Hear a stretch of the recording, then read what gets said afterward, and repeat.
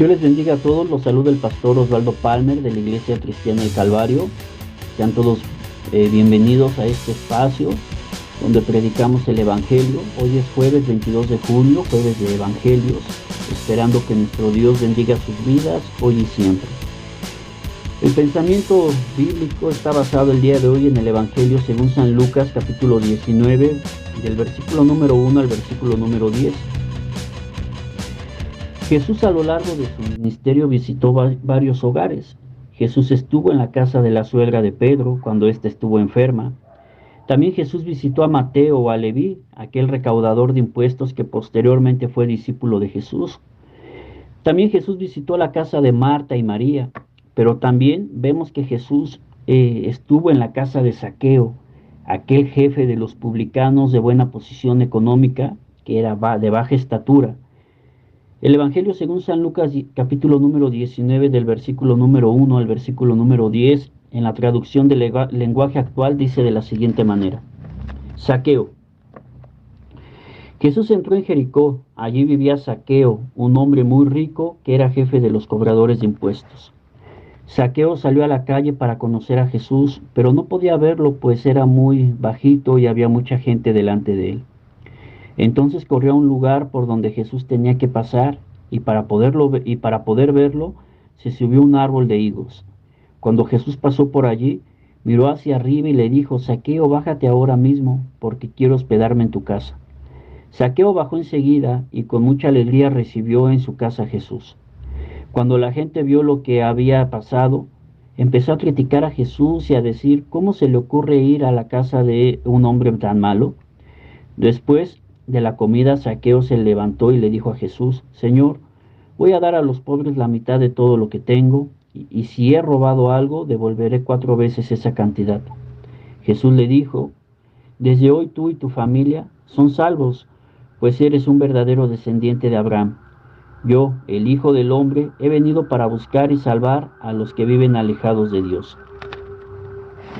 La historia se remonta cuando Jesús pasó por Jericó, que Zaqueo procuraba conocer o ver a Jesús. Su baja estatura quizás sería algún impedimento para él.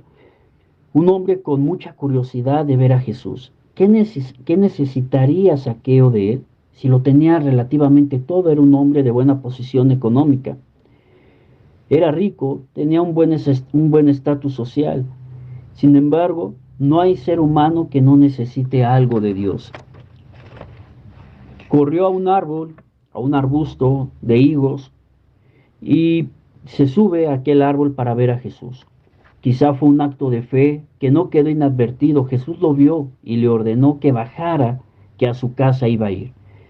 Es el único caso donde vemos que Jesús se invita solo a hospedarse en un hogar. Normalmente a todos los hogares donde Jesús pasó o donde Jesús posó fue invitado, pero en esta ocasión Jesús se invitó. Jesús quiso ir a su hogar. Jesús quiso conocer el hogar de Zaqueo. Jesús ve más allá que un publicano. Ve un corazón hambriento de la verdad, de la vida, del amor, de conocer el camino. Un corazón que no encontró la felicidad en las riquezas. Vio a alguien desesperado por la verdad. Pero Jesús entró en su hogar, visitó su hogar. Qué lujo de Zaqueo tener en su hogar al Hijo de Dios, al Cordero de Dios que quita el pecado del mundo, al Creador de la vida, del amor, al principio y al fin. Entró Jesús a casa de Zaqueo, de un pecador, pero también la Biblia nos enseña que donde abundó el pecado, sobreabundó la gracia. En las tinieblas brilla su luz, en la soledad está la compañía de Él. En la cautividad también está la libertad de Jesucristo. En la tristeza encontramos el gozo en Él. Hubo un diálogo entre los dos, entre Zaqueo y Jesús. Zaqueo conoció el camino, conoció la verdad y conoció la vida, y estaba dispuesto a devolver si algo había robado. Pero no fue así. Él no había robado nada, sino que se jactaba de su filantropía y confiaba en ello, en ese amor a sus semejantes, a las obras, en bien de la comunidad. Zaqueo era una persona egocentrista, era una persona muy recta también, y pensaba que sus buenas obras lo salvarían. Pero la nueva vida en Cristo Jesús produjo en él un cambio, y que en gratitud a Dios, a esa salvación que él había tenido en aquellos momentos, estaría dispuesto a devolver todo al 4x1 si algo había fallado, si algo había robado.